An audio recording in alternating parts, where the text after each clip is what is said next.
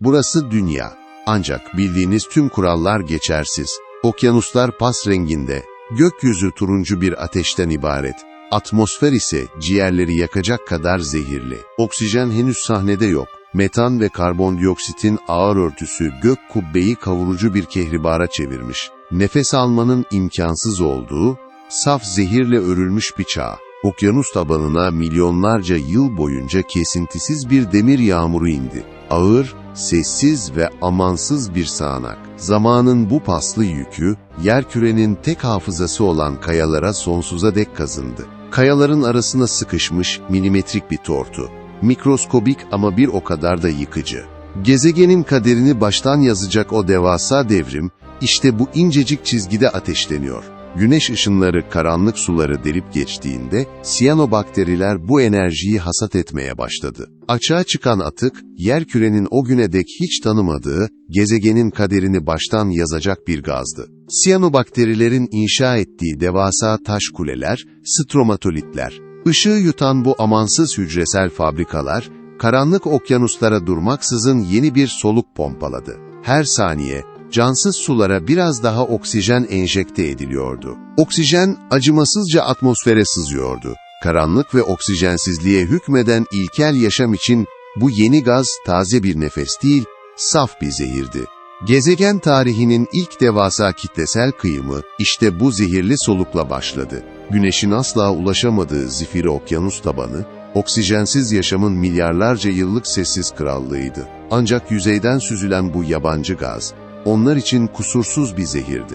Derinlerin ilkel imparatorluğu için kıyamet, yavaşça yukarıdan iniyordu. Oksijen sulara hücum ettiğinde, çözülmüş demirle şiddetli bir reaksiyona girdi. Devasa okyanuslar, içten içe paslandı. Milyarlarca ton kızıl tortu, ağır ağır dibe çökerek, deniz tabanını kan kırmızısı bir zırhla kapladı. Bu kayalar bugün hala burada. Her kırmızı bant, oksijenin okyanusa girdiği bir dönemi işaret ediyor. Milyonlarca yılın sessiz dökümü, okyanuslar, çağlar boyunca oksijeni yutan dipsiz bir tuzaktı. Fakat son demir zerresi de paslanıp dibe çöktüğünde o devasa kalkan kırıldı. Sulara sığmayan bu agresif gaz, zincirlerinden boşanıp amansızca gökyüzüne fışkırdı. Atmosferin kimyasal dengesi geri dönülemez bir kırılma yaşadı. Süreç ağır, ancak amansızdı. Gezegeni kuşatan o devasa zincirleme reaksiyon bir kez tetiklendiğinde, artık hiçbir güç onu durduramazdı. Oksijen, kadim organizmalar için sinsi ve görünmez bir cellattı. Bu yakıcı gaz hücresel zarları bir asit gibi parçalıyor, yaşamın enerji kaynaklarını anında kurutuyordu. Gezegen, kendi çocuklarını boğarak infaz ediyordu. Yerkürenin ilk büyük kıyameti, ne bir göktaşıyla ne de patlayan volkanlarla geldi. Kıyım, bizzat güneş ışığından süzülen enerjiyle tetiklendi. Gezegenin yeni hakimleri, dünyayı felakete sürüklediklerini bilmeden yaşamı ölüme mahkum ediyordu. Bazıları için kurtuluş, yerkürenin derinliklerindeki cehennem çukurlarındaydı. Oksijenin o yakıcı eli, hidrotermal bacaların karanlık sığınaklarına henüz uzanamamıştı. Bu kadim yabancılar, milyarlarca yıldır zamanın dışında, değişmeden beklemeye devam ediyor. Bantlı demir oluşumları tükendi.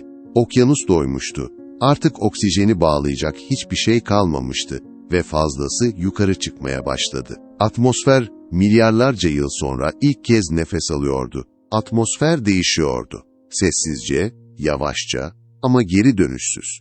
Milyonlarca yıl boyunca gökyüzü ilk kez maviye boyandı. Hiçbir canlı bunu görmedi. Ama evren kayıt altına aldı. Ozon kalkanı henüz ortada yoktu. Uzayın ölümcül radyasyonu yeryüzünü acımasızca dövüyordu. Karalar, yaşamın adım atamayacağı çorak bir cehennemdi. Ölümcül ultraviyole ışınları oksijenle çarpıştıkça, gökyüzünde yeni bir kalkan dövülüyordu. Ozon. Milyonlarca yıl süren bu sessiz inşa, gezegenin etrafına aşılmaz bir zırh ördü. Gezegen nihayet kozmik zırhını kuşandı. Özünde zehirli bir gaz olan ozon, uzayın ölümcül fırtınalarını durduran devasa bir kalkana dönüştü. Yaşamın karaya çıkış bileti artık kesilmişti. Karalar, artık ölüm kusan bir cehennem değildi. Kıtalar, hala ıssız, hala derin bir sessizlik içindeydi. Fakat gökyüzündeki yeni kalkan, ölümcül ışınları ilk kez parçalıyor. Çorak topraklar, yepyeni bir çağ hazırlanıyordu. Siyanobakterilerin amansız işleyişi hiç durmadı. Okyanuslar, durmaksızın oksijen kusan mikroskobik fabrikalarla kaynıyordu. Bu kör ve sessiz üretim, gezegeni tarihin en büyük küresel felaketine doğru sürüklüyordu. Gezegen ilk kez mavi bir gök kubbeye kavuştu. Bugün başımızı kaldırıp baktığımız o huzurlu mavilik, aslında milyarlarca yıl süren mikroskobik bir savaşın ve akıl almaz bir felaketin bıraktığı efsanevi bir miras. Artan oksijen, atmosferdeki metanı acımasızca parçalıyordu.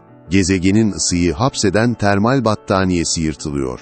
Dünya geri dönüşü olmayan, dondurucu bir buzul kıyametine doğru hızla sürükleniyordu. Huronian buzul çağı gezegeni yutuyordu. Tam 300 milyon yıl sürecek, sağır edici ve amansız bir kış. Yaşama nefes veren oksijen, dünyayı devasa, donmuş bir mezara çevirmişti. Kilometrelerce kalınlıktaki buz zırhının altında, yaşam inatla karanlığa tutunuyordu. Bu donmuş cehennemin ezici derinliklerinde evrimin çarkları hiç durmadı.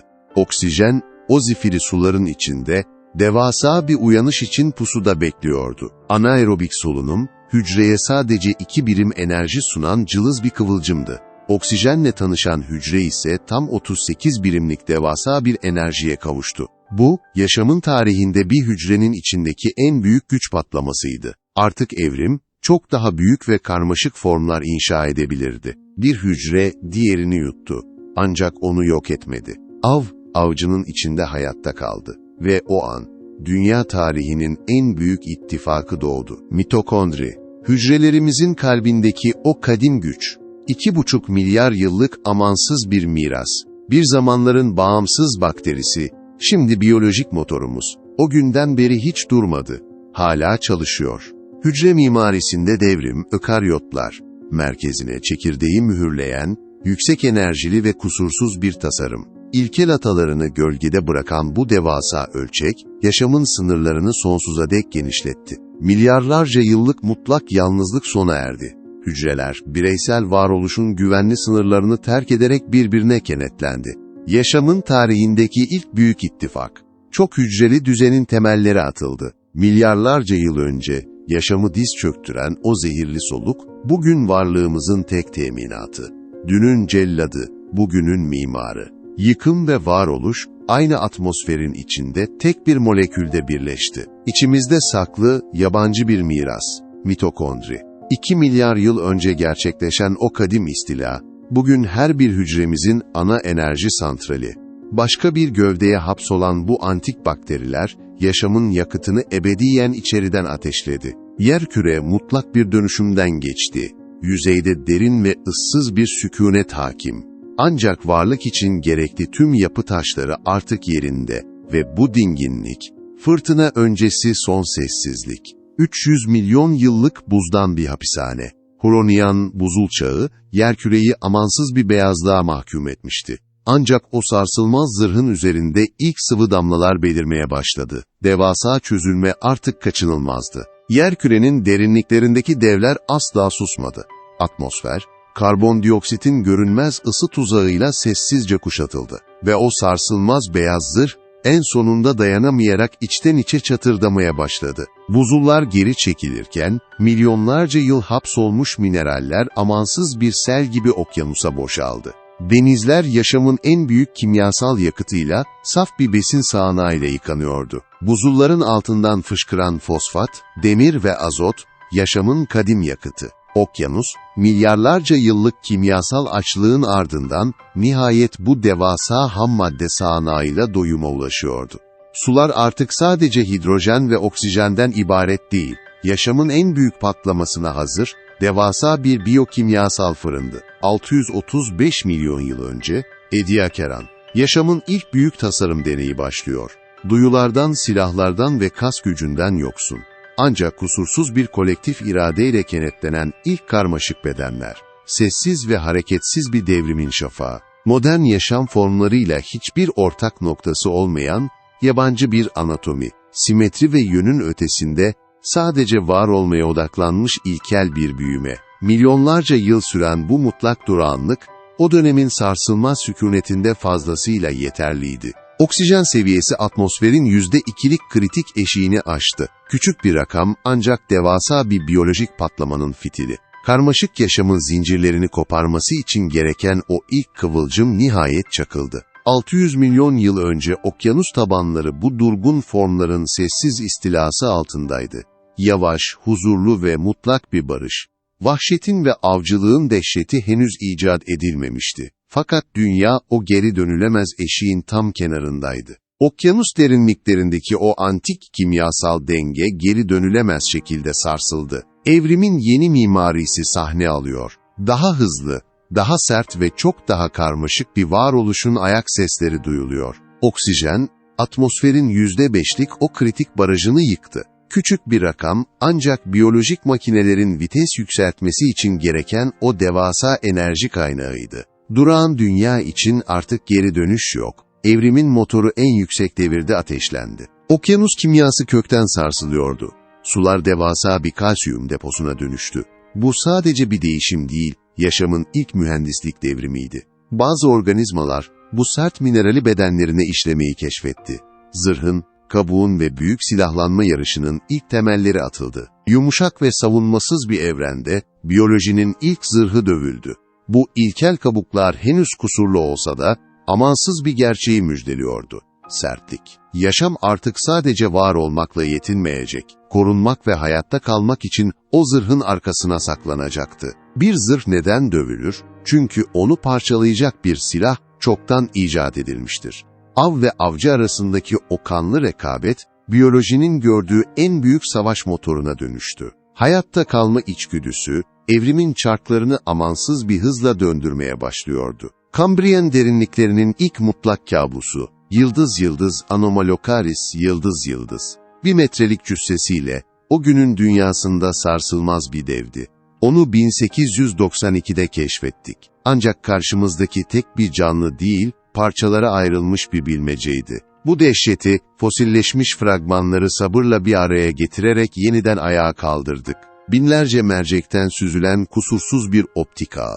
O ana kadar dünya sadece titreşimlerden ve dokunuşlardan ibaret, kör bir karanlıktı. Görmek, avın ve avcının kaderini mühürleyen, saklanacak hiçbir yerin kalmadığı amansız bir gerçekliği başlattı. Ediacaran, sakinleri için korku, henüz sözlükte yeri olmayan bir kavramdı. 600 milyon yıl süren o uçsuz bucaksız huzurda, ne kaçacak bir düşman ne de saklanacak bir delik vardı. Bu canlılar, henüz icat edilmemiş bir vahşetin karşısında tamamen savunmasız, yaklaşan fırtınadan habersiz birer kurbandı. 538 milyon yıl önce, evrim tüm kartlarını tek seferde masaya koydu. 20 milyon yıl. Bugün yaşayan her hayvan grubunun temeli. Buna Kambriyen patlaması diyoruz. Ve adı, tesadüf değil. Trilobitler 270 milyon yıl boyunca bu gezegende hüküm sürdü.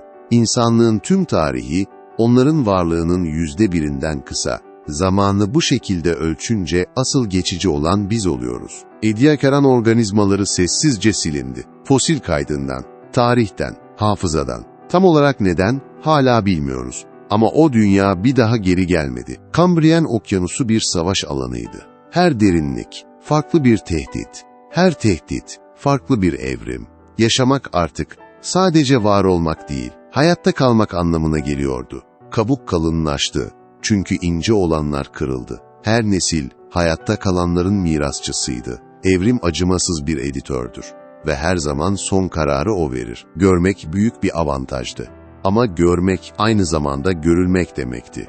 Ve böylece hayat, bir silahlanma yarışına dönüştü. Göz olmadan kamuflajın anlamı yoktu. Ama göz evrilince kamuflaj kaçınılmaz oldu.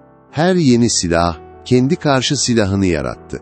Yarış, kendini besleyen bir döngüydü. Britanya Kolombiyası, anda bir dağın içinde 508 milyon yıl bekledi. O çamur oksijensizdi ve bu yüzden her şey korundu. Kabuk değil et, iskelet değil, doku. Burgess Shale, Kambriyen'in donmuş bir fotoğrafıdır. 5 göz, bir hortum, 15 segment. 1909'da fosili ilk kez bilim insanlarına sunulduğunda salondakiler güldü. Opabinya gerçek olamazdı. Ama öyleydi. Beyin pahalı bir organdır. Oksijen olmadan karmaşık sinir sistemi kurulamaz. Düşünemezsiniz, hatırlayamazsınız, var olamazsınız. Bugün sahip olduğunuz her düşünce, milyarlarca yıl önce atmosfere sızan oksijenin mirasıdır. 2,4 milyar yıl önce bir bakteri oksijen salmaya başladı. O an başlayan zincir hiç kopmadı ve o zincirin son halkası şu an bunu izliyor. Her nefeste 2,4 milyar yıllık bir miras var. O bakteri bunu planlamadı.